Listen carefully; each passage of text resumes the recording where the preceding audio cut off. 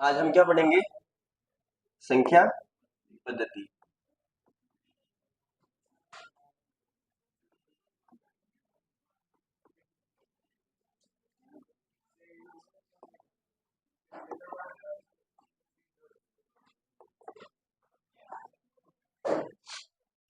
संख्या पद्धति में इसका मतलब क्या है? जितनी भी संख्याएं हैं उन संख्याओं के बारे में जानकारी होनी चाहिए अपने को।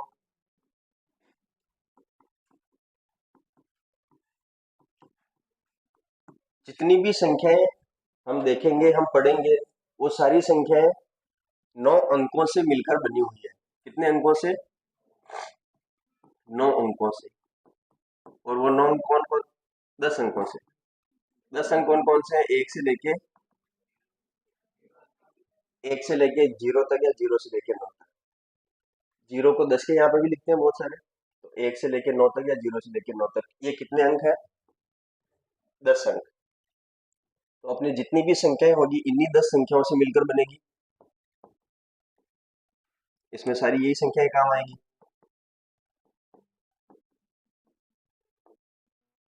सारी संख्याएं इन्हीं 10 अंकों में से काम आएगी। ठीक है।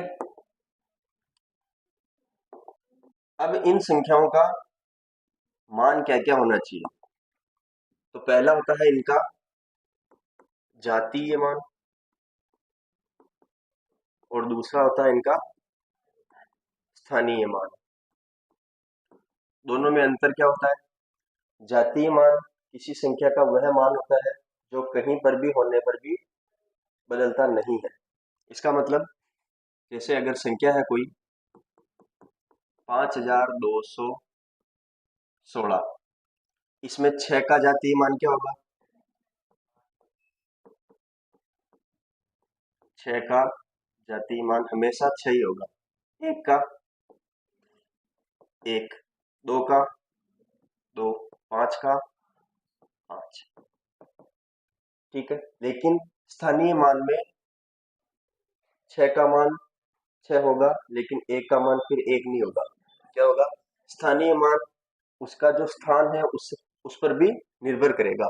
तो स्थानीय मान क्या होगा? इसी 5126 में 5 का स्थान 6 का स्थानीय मान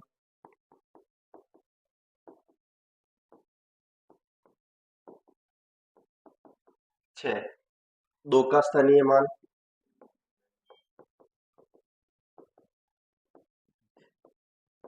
20। 20 कैसे आया? पहले तो 2 खुद, और ये जिस जगह पे है, कौन सी जगह पे? इकाई दहाई। दहाई का मतलब 10। तो जिस जगह पे ये है उससे गुणा और होगा। इसका मतलब इसका स्थानीय मान होगा 20। 1 का स्थानीय मान 1 × 100। और अगर 5 की बात करें तो 5 × 1000, यानी कि 5000। ठीक है। ये हो गया, इधर हो गए जातीय मान और ये हो गए स्थानीय मान।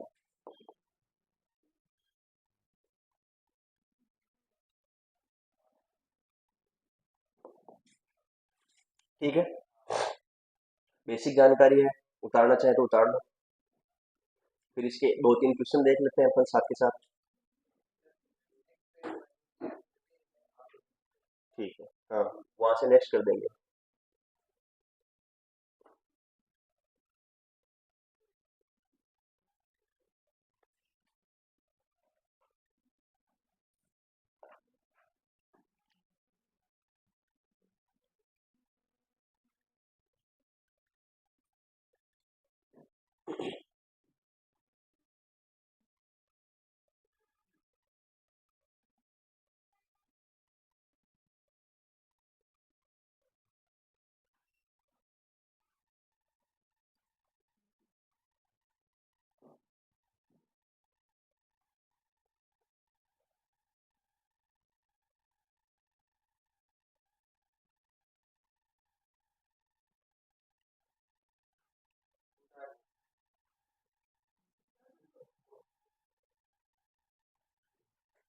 पिटाई हो जाएगी ना।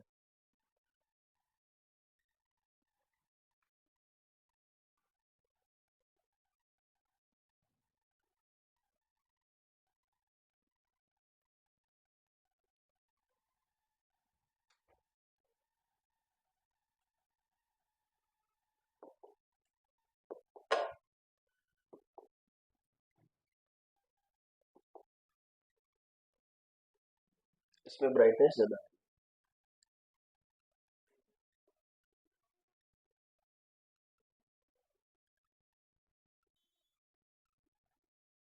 उतार लिया क्या?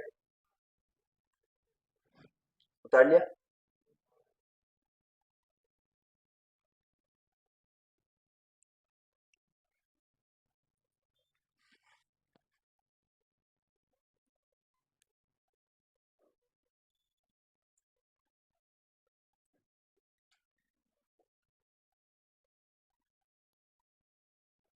आगे बढ़े। क्वेश्चन है, क्वेश्चन नंबर आप अपने हिसाब से डाल लेंगे, मेरे को याद नहीं रहेंगे।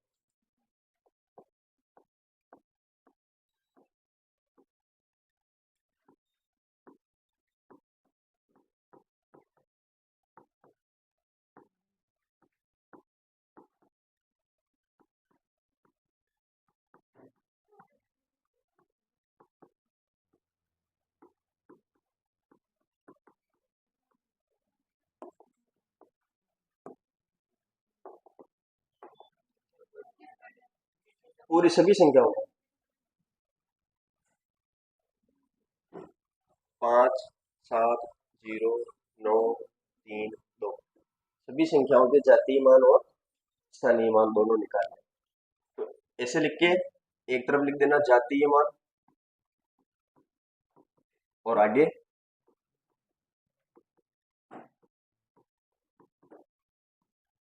स्थानीय मान।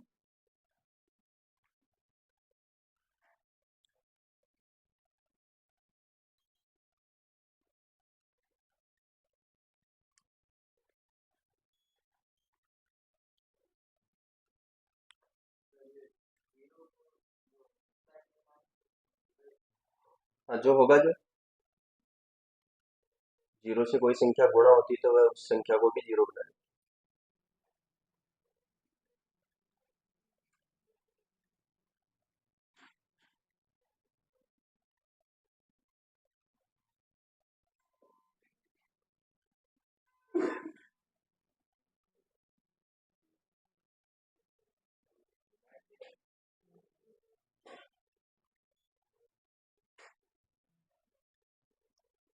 स्थानीय जातीय मान क्या हो जाएंगे? जो संख्याएं लिखी हुई है वही हो जाएगी क्या? जातीय मान तो जो संख्याएं लिखी हुई है वही हो जाएगी। और स्थानीय मान की बात करें तो 5 × 5 कौन से स्थान पे है? मतलब 5 के पीछे जितनी संख्या है उतने जीरो लगा दो। 1, 2, 3, 4, 5 जीरो।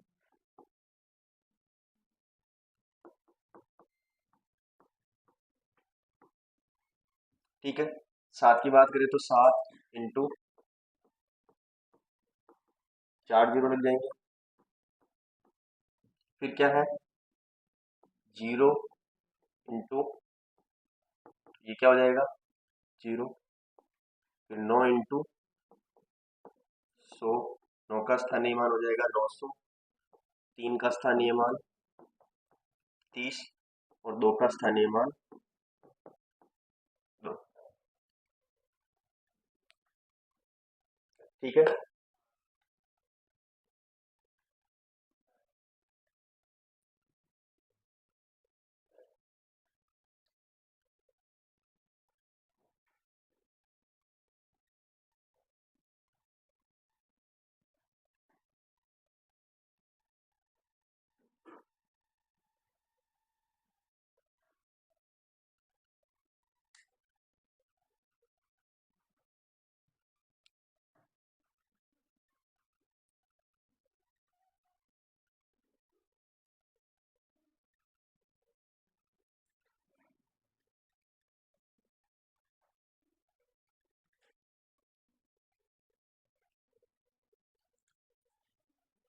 आगे बढ़े।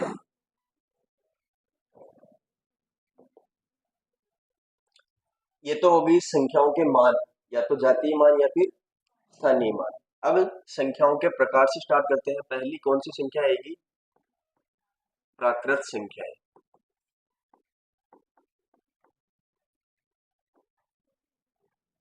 प्राकृत संख्याओं की परिभाषा क्या लिखेंगे अपन? वे संख्याएं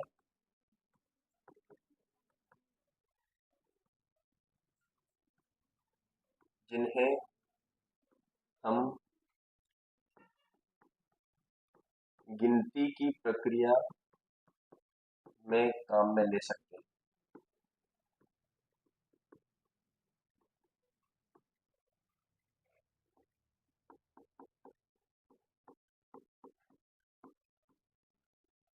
किसमें लेते हैं? गिनती की प्रक्रिया में।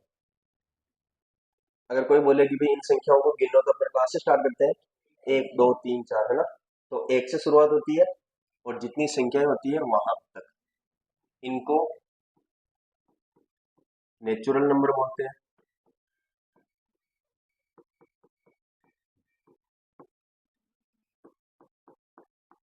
इसलिए किससे डिनोट करते हैं? एन से।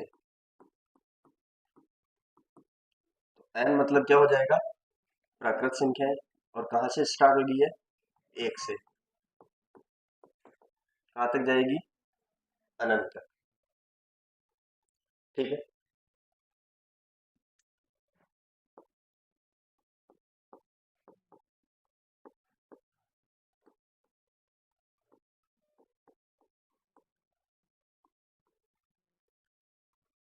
प्राकृत संख्याओं के बाद आता है पूर्ण संख्याएं।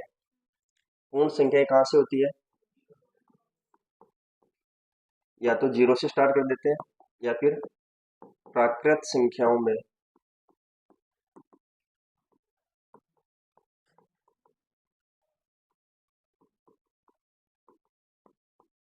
शून्य संख्या को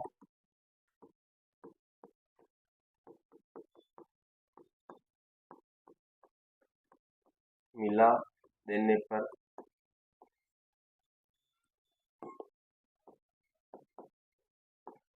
बनी सभी संख्याएं क्या कहलाती है? पूर्ण संख्याएं।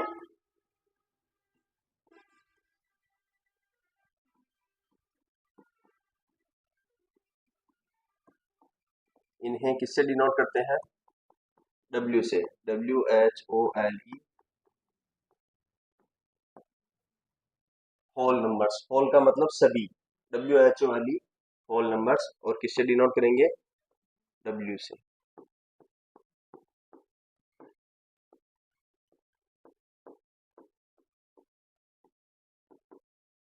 डब्ल्यू 0 और एन, ये 0 है।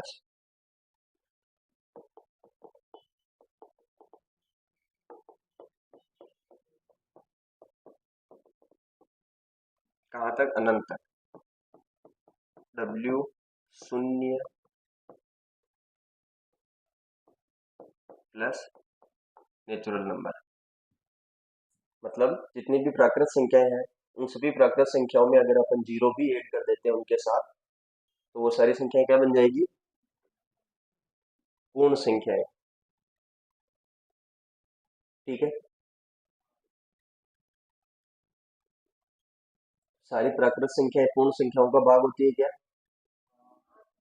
प्राकृत संख्याएं सारी पूर्ण संख्याओं में भी आती है, लेकिन पूर्ण संख्याएं प्राकृत संख्या में नहीं आती, क्योंकि उसमें 0 एक्स्ट्रा है, जो प्राकृत संख्या में नहीं होता। ठीक है, उतार लो।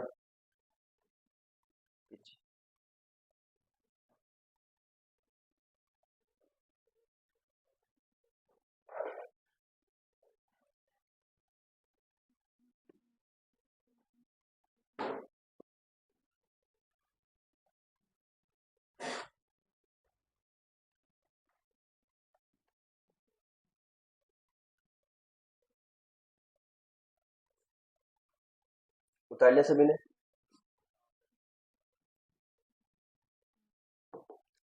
अब जो ये पूर्ण संख्याएं हैं,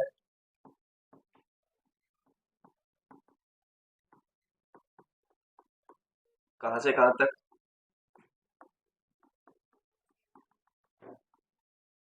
ये दो संख्याओं से मिलकर बना है, किनसे, सम और विषम। सम संख्याएं क्या होती है, वे संख्याएं जिनमें अगर दो का भाग जाता है तो वो सम संख्या कहलाती है।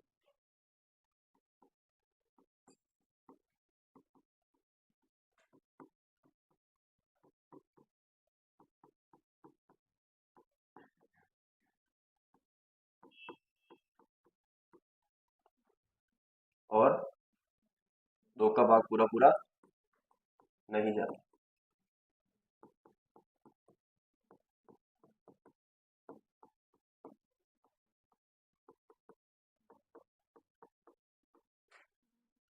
दो का भाग पूरा पूरा जाता है तो इसको क्या बोल सकते हैं, कोई भी संख्या और उसके गुणा में दो, कोई भी संख्या उसके गुणा में दो, यानी दो इंटू एन।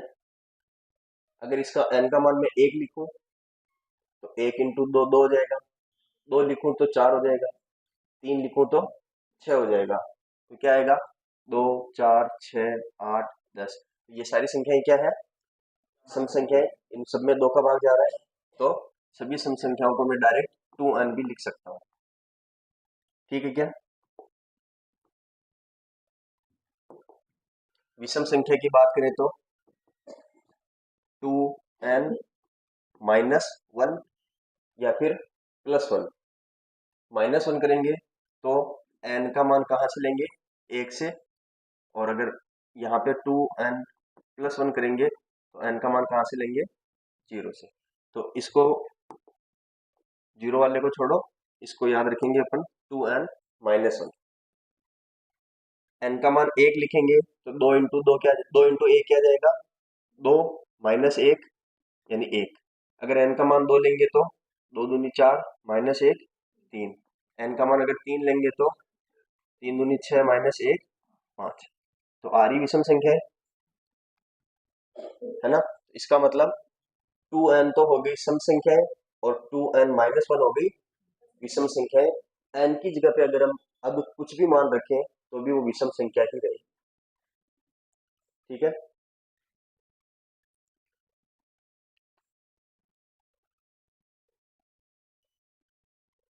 नेक्स्ट यहीं पे अभाज्य संख्या है।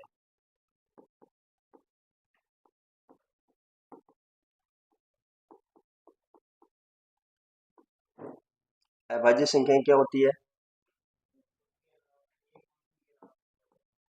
वे संख्याएं जिनमें एक व स्वयं का पूर्ण रूप से भाग जाता हो, ऐसे मतलब एक व स्वयं के अलावा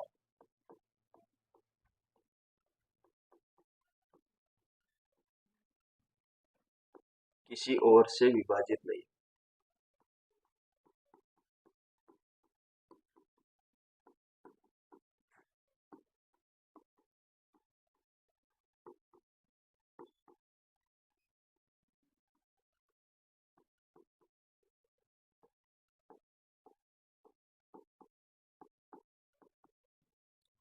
वे संख्याएं तो या तो खुद से पूर्णतया विभाजित होती है या फिर एक से पूर्णतया विभाजित होती है।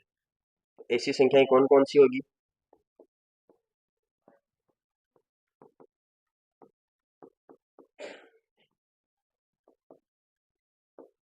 कहां से स्टार्ट होगी,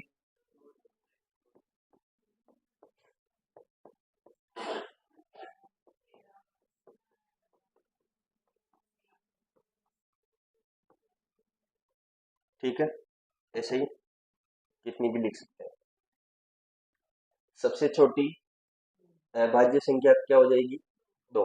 एक को अभाज्य संख्या क्यों नहीं मानते,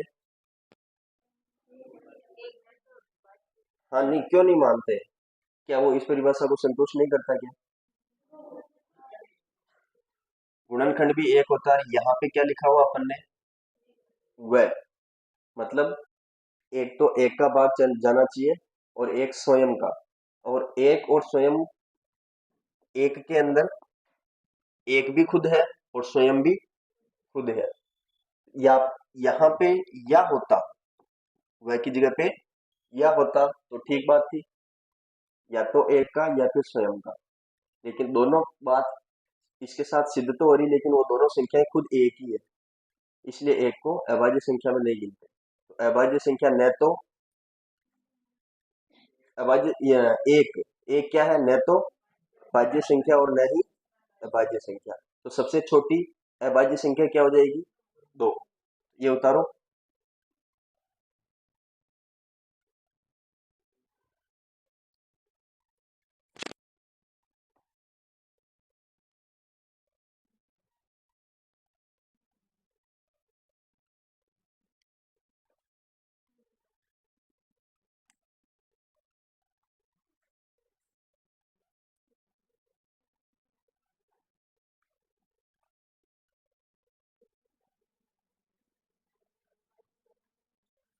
उतार लिया क्या सभी ने? पीछे तक सभी ने उतार लिया?